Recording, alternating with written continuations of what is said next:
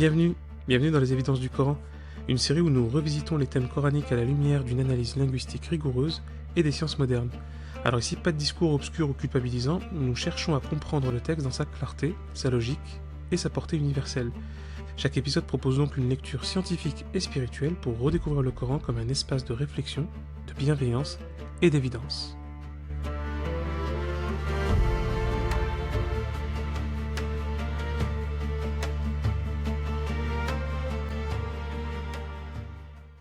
Alors, nous sommes maintenant rendus sur cette phase où euh, bah, Jacob, Yacoub va céder, bon gré mal gré, évidemment, à l'argumentaire que pose et que propose le groupe des frères de Youssouf. Et c'est là en fait que on le voit à partir du verset 67, 67 et 68, Yacoub va mettre en place une sorte de métrique particulière, un protocole d'optimisation. C'est-à-dire que il se dit quelque chose qui est d'ailleurs intéressant en termes de logique de prudence. Dans l'absolu, et on peut même faire plusieurs hypothèses, mais dans l'absolu, Yacoub en fait ne sait pas vraiment à qui ses frères ont parlé. Et il ne sait pas vraiment qu'est-ce qui se trame. Alors encore une fois, il peut y avoir, ça c'est comme pour la narration en littérature, il peut y avoir deux possibilités ou deux pistes. Soit on prend comme principe ce qu'on retrouve souvent dans la vision qu'on peut avoir des prophètes, un Yacoub euh, omniscient dans le sens humain du terme, c'est-à-dire en fait c'est un prophète donc il est au courant de certaines choses, mais on va voir que ça se contredit par les faits. Soit on considère précisément qu'il est comme tout le monde en fait, mais qu'il a une sagesse, du savoir, de la pondération, de l'intelligence, qu'il sait utiliser, et puis en plus il a de l'âge et de l'expérience. Et donc, on peut se dire à minima qu'il se doute de quelque chose, mais il n'a pas vraiment les contours. Et pourquoi c'est important cette question de est-ce qu'il se doute de quelque chose? Parce que il va faire une recommandation étrange. Il va dire à ses fils, qui donc vont retourner pour ramener le, le petit frère, n'entrez pas par une seule porte. Il n'entrait pas par une seule porte. Et là, on voit que qu'est-ce qu'il veut faire? C'est qu'il veut mettre toutes les chances du côté des frères pour déjouer d'éventuels problèmes de surveillance, de, de sécurité, en fait, qui va être imposé par le... Parce qu'on c'est pas n'importe où, c'est l'Égypte est effectivement l'empire qu'il est censé être, et en fait c'est assez connu. C'est qu'il veut calculer, il veut anticiper la probabilité d'interférence. En gros, il ordonne la dispersion. Entrer par des portes différentes, entrer par des portes disparates, pour, comme on dit, réduire la signature du groupe. Euh, En fin de compte, c'est quelque chose d'assez logique. En général, quand on est dans des endroits, ou surtout par exemple quand on pense qu'il y a de l'arbitraire, hein, lorsqu'il n'y a pas trop d'état de droit, il faut éviter d'aller tout un groupe en même temps dans un poste de surveillance ou un poste de contrôle. Parce que comme ça, si jamais quelques membres du groupe se fait intercepter ou interpeller pour X ou Y raison, qu'on n'aurait pas pu prévoir parce que voilà, c'est pas très état de droit, en fait le reste du groupe n'est pas touché et peut déjouer à son tour, en tout cas peut éviter d'être saisi, etc. Ça c'est super intéressant aussi parce que ça nous permet de comprendre donc plusieurs choses. La première c'est que Yacoub a une méfiance euh, envers ce système justement impérial que caractérise l'Égypte et et au lieu d'avoir simplement cette méfiance et de rester comme ça dans une posture passive, il essaie d'anticiper et de trouver un stratagème. Donc, vous voyez, ça c'est intéressant, cette manière d'agir, d'être acteur dans ses probabilités. Ce qu'il veut faire, c'est que euh, il sait qu'en fait le système a sa propre métrique, a sa propre logique, ses propres lois. Donc lui, son action, c'est une tentative de calibration. En fait, il veut essayer de calibrer le truc, de faire un équilibre euh, face à un système assez général qu'il ne maîtrise pas vraiment en fait, dont il ne possède pas toutes les variables. Et d'ailleurs, c'est très intéressant euh, parce que le Coran va lui-même faire un commentaire de cette disposition de Yacoub en disant que c'était un besoin lié à un état d'âme, à la conscience de Yacoub, qui l'a satisfait. C'est-à-dire que, en fait, quand on veut montrer que bah, il est en fait, il est dans un doute, il est même dans une forme d'ignorance. Hein. En fait, Yacoub ne sait pas trop ce qui se trame, encore une fois. Donc il va mettre en place une mesure pour au moins, en tout cas, lui être un peu plus tranquille, et peut-être que ça marchera. Et donc ça c'est très intéressant parce que c'est une manière d'envisager deux choses. La première, c'est que même quand on ne sait pas, ce n'est pas censé nous réduire à l'impuissance. Vous voyez, en gros, il y a des variables qu'on ne contrôle pas, il y a des choses qu'on ne voit pas, qu'on ne saisit pas, qu'on ne maîtrise pas. Mais souvent, on peut être tenté de se dire, bah, vaut mieux rien faire et tout. On pourrait penser hein, que la prudence, c'est de, comme on dit, de ne pas bouger. Bah, et ce qui, au final, revient à se laisser faire, en fait, à se laisser faire par la situation, à se laisser faire par les circonstances. Et de l'autre côté, euh, évidemment, ce n'est pas non plus une bonne idée de vouloir passer en force en se disant que voilà, on va essayer tout coûte que coûte de faire ce qu'on veut, etc. Non. Lui, il se doute bien de quelque chose, il se dit bon, il y a quelque chose que je maîtrise pas, il y a quelque chose que je non, c'est pas très clair, hmm, parce que il peut ne pas savoir en fait si c'est est-ce que c'est un garde qui fait du zèle, est-ce que c'est un ministre, est-ce que c'est tel. Oui, en fait, c'est pas très clair pour lui. Donc il se dit, je vais faire un effort, je vais réfléchir et je vais voir déjà quelque chose qui peut au moins atténuer les risques. Voilà, je vais agir en proposant ce que je vais proposer à mes fils, qu'ils vont d'ailleurs respecter, parce que même ses fils disent ouais bah pourquoi pas, hein. Et de sorte à ce que bah, je réduis les risques, je réduis les interférences. Euh, et ça, c'est le message que veut nous montrer le Coran par rapport à ça, c'est que euh, quand vous êtes donc dans un espace que vous ne maîtrisez pas, partez d'abord de ce que vous maîtrisez. Ouais, partez d'abord de ce que vous maîtrisez. Et veillez à faire en sorte que ce que vous maîtrisez puisse déployer une stratégie qui préviendrait ou amoindrirait en fait les risques potentiels. C'est ça en fait l'idée. C'est comme ça hein, qu'on avance, hein. C'est comme ça qu'on avance même au niveau des expériences. Parce que on ne peut pas tout savoir et on ne peut pas tout anticiper, clairement. Et, et parfois, malheureusement, on a tendance à croire, à confondre la prudence avec l'inaction, la prudence avec la résignation et la passivité. Yacoub nous montre que non. Je vais être prudent, donc je vais mettre en place un système qui va réduire les risques. Les risques que moi, en tout cas, j'essaie d'anticiper, que j'essaie d'envisager. C'est tout. Et après, on verra. C'est ça l'idée. Donc, ce besoin n'est pas une simple impulsion émotionnelle. C'est une exigence de quelqu'un de rationnel, de réfléchi. C'est quelqu'un qui, do ilmin, comme le dit le Coran, hein, il a un savoir, hein, Yacoub, il a du savoir. Et donc, lui, il a cette exigence d'appliquer le protocole optimal, d'appliquer la méthode la plus efficiente pour lui, en fonction de ce qu'il sait. Donc, en fin de compte, même s'il sait que le résultat final dépend de variables supérieures, qui remontent même justement au plan divin, comme on dit, c'est que lui, il va éprouver une satisfaction de s'être acquitté de sa responsabilité opérationnelle. Et ça, c'est très important. C'est ça qu'on dit, on dit qu'il faut s'acquitter des causes.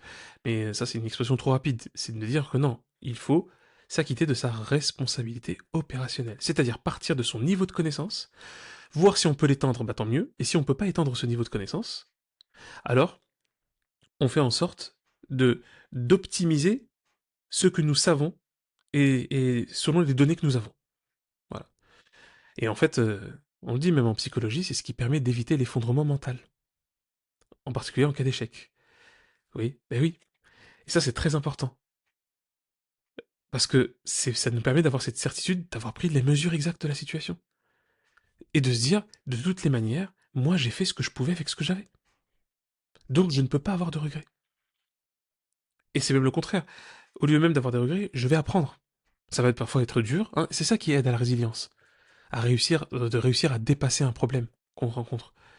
Parce que, qu'on le veuille ou non, aussi génial qu'on puisse être, il y a des erreurs qu'on ne peut pas éviter. On peut faire tous les efforts du monde, on peut faire, mais il y a des erreurs qu'on ne peut pas éviter.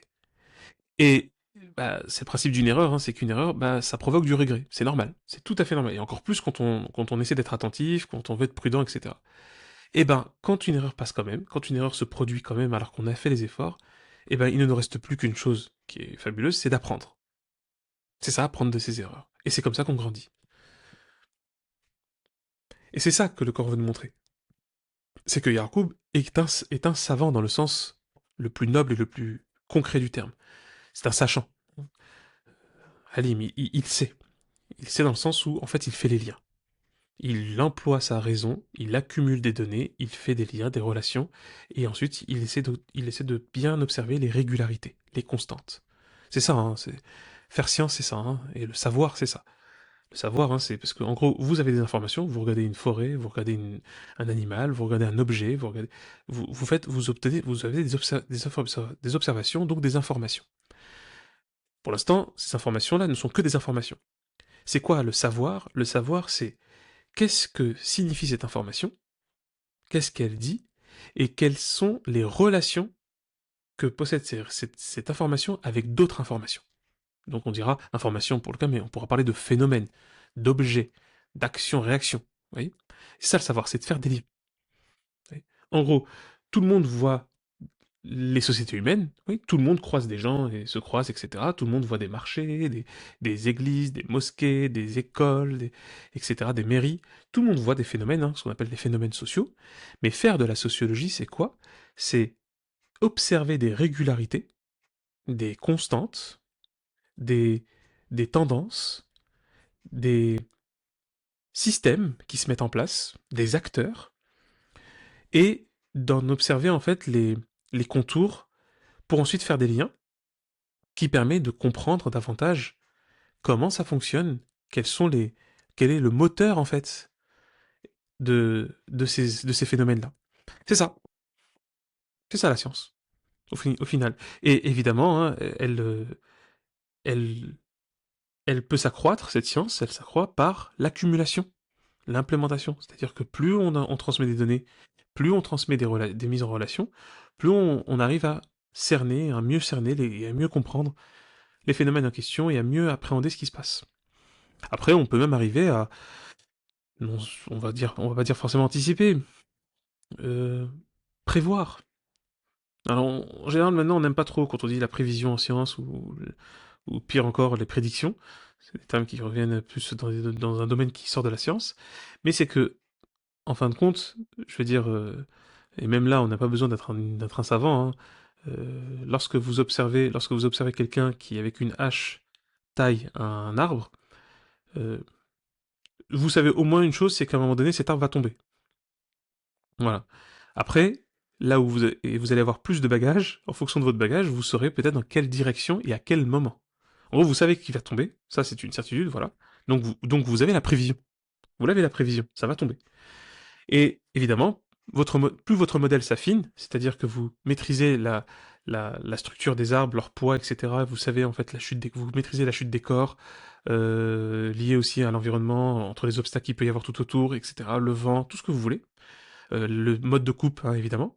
Eh bien, plus vous affinez vos données, plus vous êtes en mesure de non seulement prédire le moment peut-être probable où l'arbre va tomber, mais aussi la direction dans laquelle il va tomber. Voilà. C'est là qu'on peut parler de prédiction. Mais en fait, en fin de compte, c'est la prévision, hein, on anticipe. Voilà. Et plus votre modèle, comment dire, votre modèle théorique est fin, plus il est en mesure d'anticiper certains phénomènes.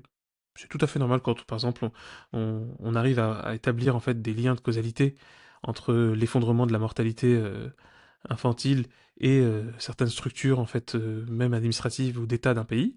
Eh bien en fait, dès qu'on observe cette variable, on peut voir les conséquences arriver. Et après, bah là, c'est pas de la prophétie, hein, c'est de la logique, hein, c'est implacable. Donc, comme le dit le Coran, dans la fin du verset dans la fin du verset 68, il était un possesseur de science. Il était lié à la science, il était porteur de science, car nous lui avons enseigné. C'est-à-dire qu'en fait, le Coran nous montre que Jacob n'est pas quelqu'un à la confiance ou à la foi aveugle, mais davantage, il est validé par sa compréhension des lois de la société, des lois du fait social. Donc en fait, fondamentalement, Yacoub connaît les rapports de force, les biais de perception des gardes ou des systèmes administratifs et la fragilité des systèmes humains. Sa science, donc, c'est sa capacité à lire les proportions. Il sait que chaque action engendre une réaction proportionnelle, Et donc son conseil de dispersion est une application directe de la gestion dont on a parlé de l'entropie. Et c'est-à-dire qu'en fait, plus vous laissez les choses au hasard, plus vous avez des risques.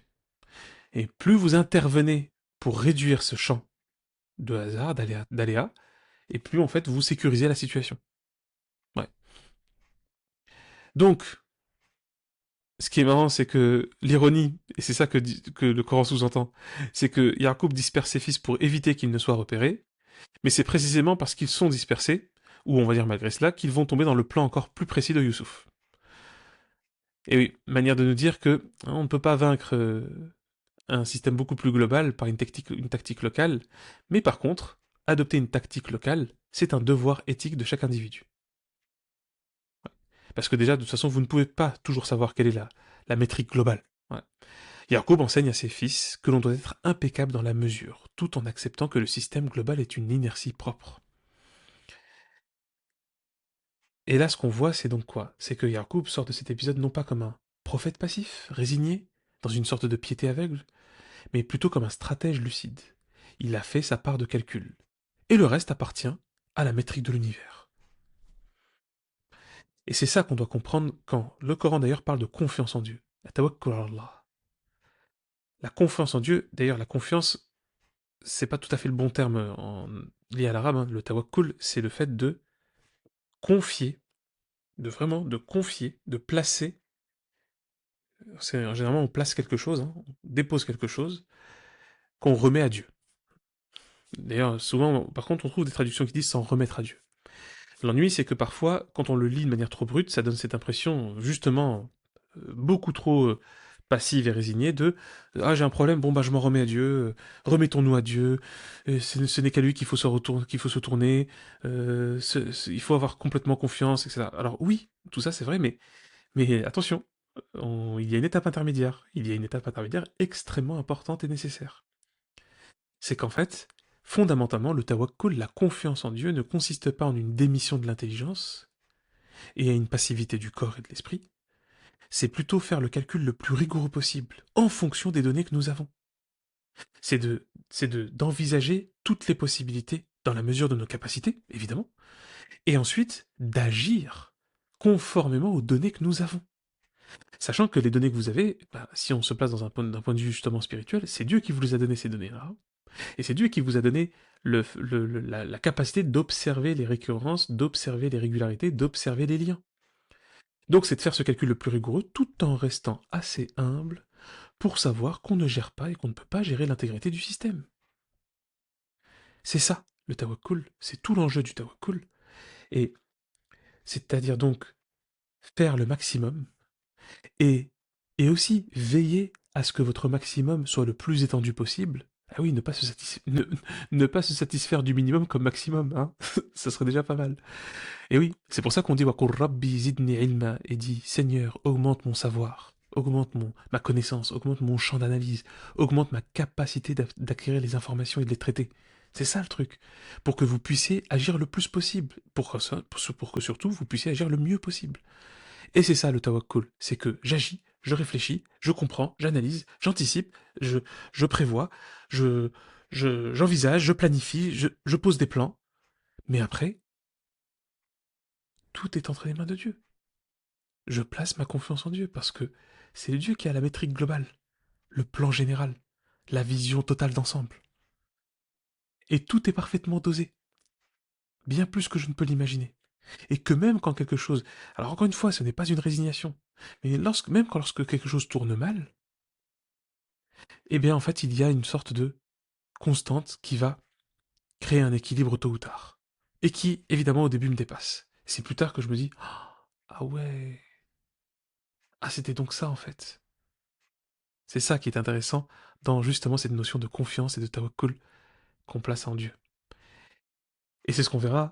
On verra aussi la suite justement sur cette question de stratégie, hein, de stratagème, et avec un, un plan très particulier, audacieux et surprenant de la part de Youssouf, qui va imposer sa propre métrique, qui va faire quelque chose d'étonnant, qui nous mérite la plus grande attention, et de voir comment on va utiliser la loi des autres pour réaliser son propre plan. et c'est ce qu'on verra demain. Merci, merci d'avoir écouté cet épisode des Évidences du Coran. Alors pour aller plus loin, approfondir et avoir davantage d'analyse et de contenu, je vous invite à rejoindre la page du Patreon, où en fait vous avez une adhésion de base, et puis ensuite il y a des différents plans qui vous donnent accès à des contenus de plus en plus approfondis, de plus en plus riches et de plus en plus poussés. En particulier avec le dernier plan qui permet justement d'assister à des séminaires et des webinaires que je propose euh, régulièrement, en fait, chaque mois. Eh bien, là aussi, ça sera le moment de pouvoir voir des... Et vous aurez accès à des bibliographies complètes, à même une bibliographie commentée, à des rendez-vous, des supports.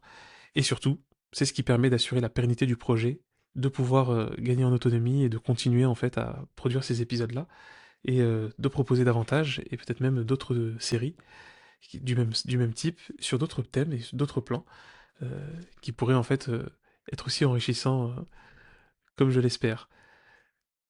Déjà, merci pour votre soutien et pour votre fidélité.